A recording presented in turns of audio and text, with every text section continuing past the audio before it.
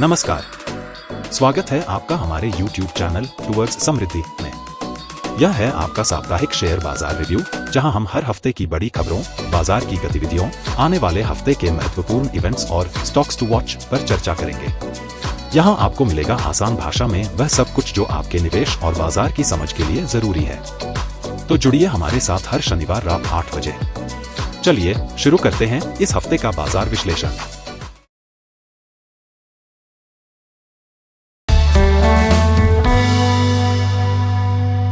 Nifty 50 ने इस हफ्ते बाउंस बैक दिखाया, लेकिन कुल मिलाकर संरचना अभी भी बेरिश लग रही है। डेली चार्ट पर आरएसआई डाइवर्जेंस देखा गया था, जिसे हमने पहले ही अपने चैनल टुवर्ड्स समृद्धि पर विश्लेषण में हाईलाइट किया था।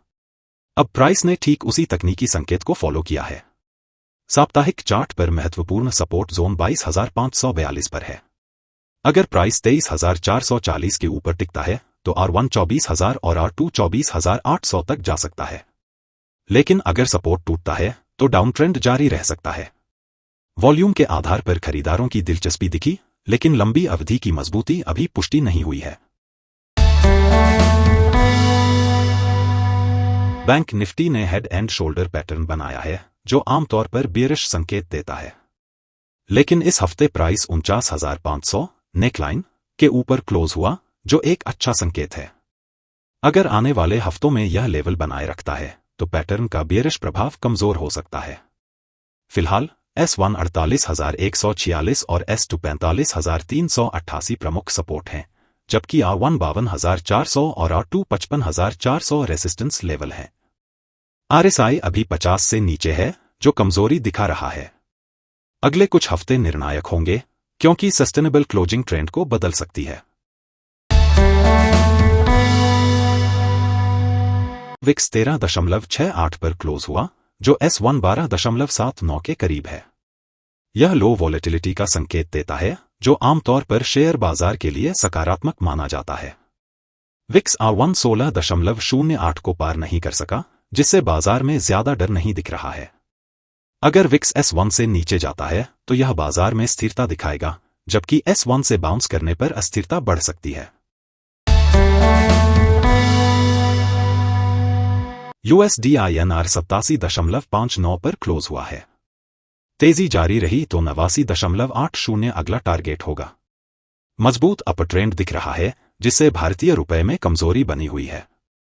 अगर प्राइस A2 88.43 को पार नहीं कर पाता तो करेक्शन संभव है।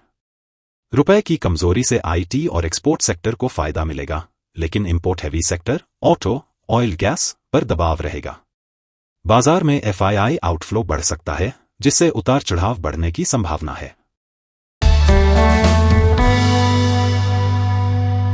डाउ जोन्स 44,303 पर बंद हुआ, जो 45,069 R1 के पास ट्रेड कर रहा है। अगर यह R1 को ब्रेक करता है तो 46,037 R2 अगला रेजिस्टेंस होगा। नीचे की ओर 41,580 मजबूत सपोर्ट है। 32,450, 38,450 और 41,820 के स्तरों पर प्राइस ने ट्रेंड लाइन को रिस्पेक्ट किया, जिससे हायर लोस बने और अपट्रेंड मजबूत हुआ।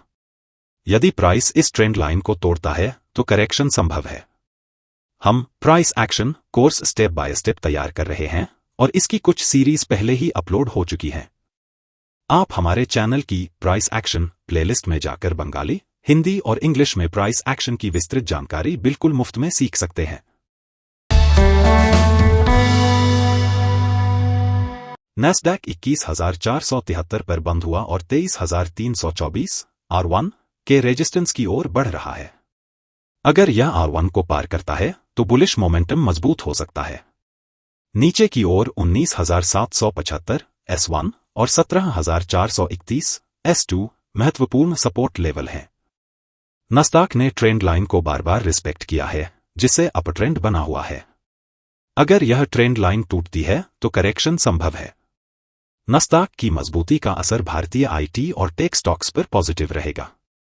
अगर इसमें करेक्शन आता है तो भारतीय IT सेक्टर पर दबाव आ सकता है। इस हफ्ते नैस्डैक और डाउ जोन्स में मजबूती दिखी, लेकिन कुछ हल्के करेक्शन भी आए।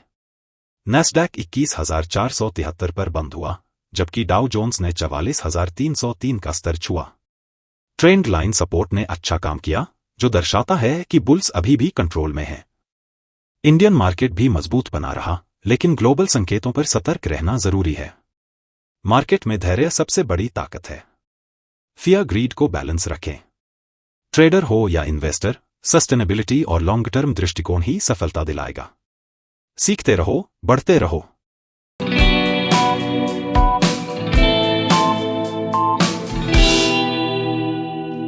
इस हफ्ते भारतीय और ग्लोबल फाइनेंशियल मार्केट में कई अहम घटनाएं देखने को मिली, जिन्होंने निवेशकों और कंपनियों के फैसलों को प्रभावित किया।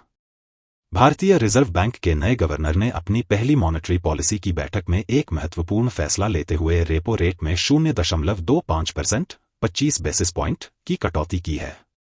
यह निर्णय महंगाई और आर्थिक विकास को संतुलित रखने की दिशा में एक बड़ा कदम माना जा रहा है।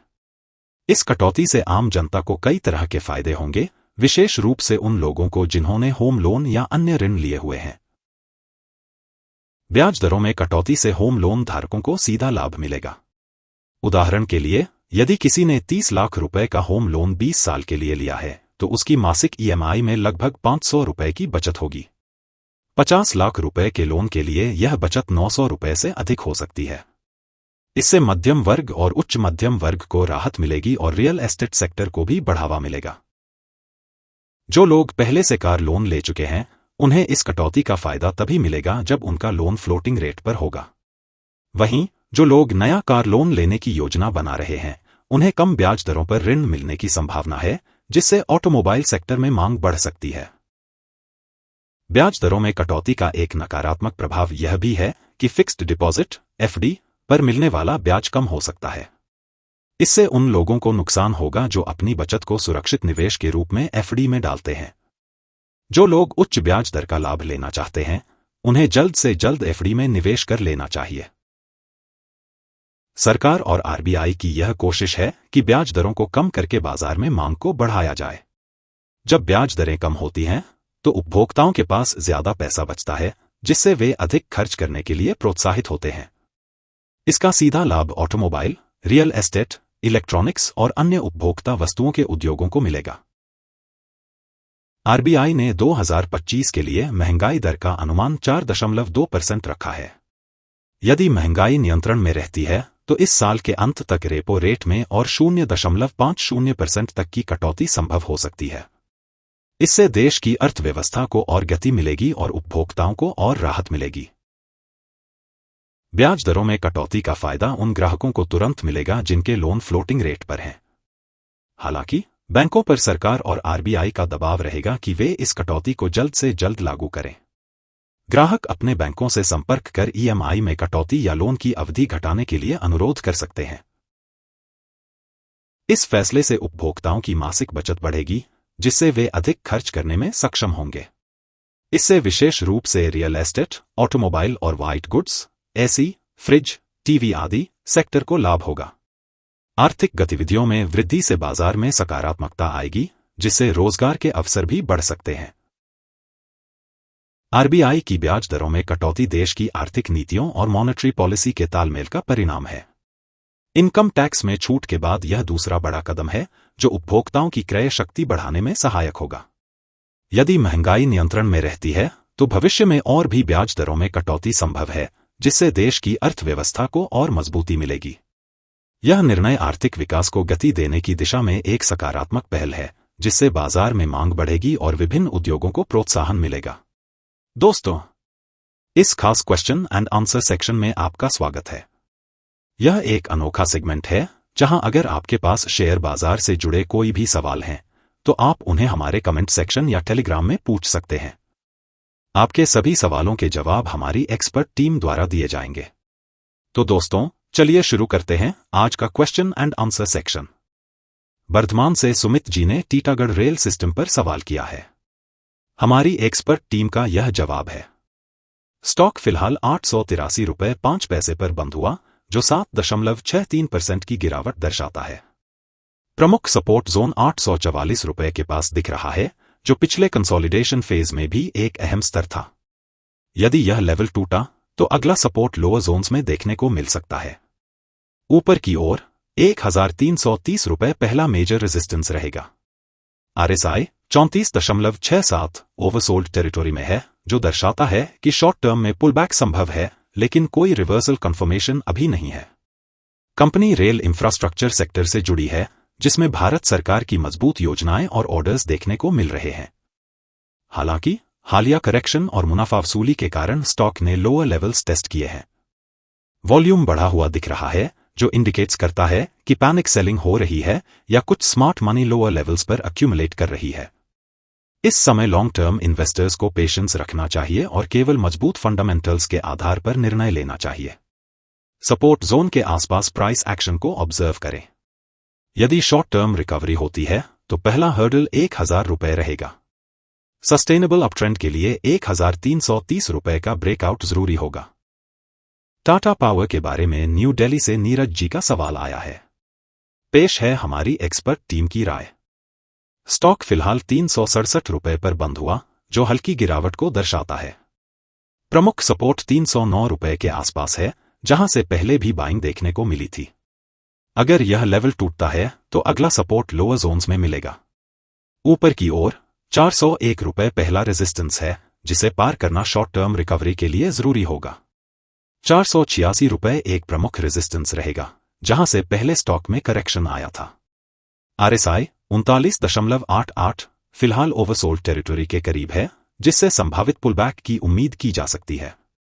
टाटा पावर भारत के रिन्यूएबल एनर्जी सेक्टर में अग्रणी कंपनियों में से एक है, जो ईवी चार्जिंग, सोलर पावर और ट्रांसमिशन डिस्ट्रीब्यूशन में तेजी से विस्तार कर रही है। कंपनी की लॉन्ग टर्म ग्रोथ स्टोरी मजबूत बनी हुई है, लेकिन हाल ही में स्टॉक करेक्शन फेज में है। वॉल्यूम्स बढ़े हुए हैं, जो सेलिंग प्रेशर को दर्शाते हैं, लेकिन 309 रुपये के आसपास अक्यूमुलेशन संभव हो सकता है। लॉन्ग टर्म इन्वेस्टर्स को पैनिक में सेल करने की बजाय मेजर सपोर्ट लेवल्स पर प्राइस एक्शन को ध्यान से देखना चाहिए। सस्टेनेबल अपट्रेंड के लिए 401 रुपये के ऊपर क्लोजिंग जरूरी होगी। फंडामेंटल्स मजबूत हैं, लेकिन शॉर्ट टर्म में वॉलेटिलिटी जारी रह सकती है।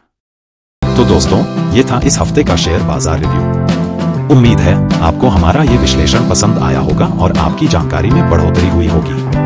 अगर आपको ये वीडियो अच्छा लगा तो इसे लाइक और शेयर करना न भूलें। और हाँ, हमारे चैनल टुवर्ड्स समृद्धि को सब्सक्राइब करें ताकि आप कोई भी अपडेट मिस न करें। हमसे जुड़े रहें और अपने सवाल या सुझाव नीचे कमेंट में जरूर लिखें। मिलते हैं अगले शनिवार रात 8 बजे। तब तक के लिए नमस्कार।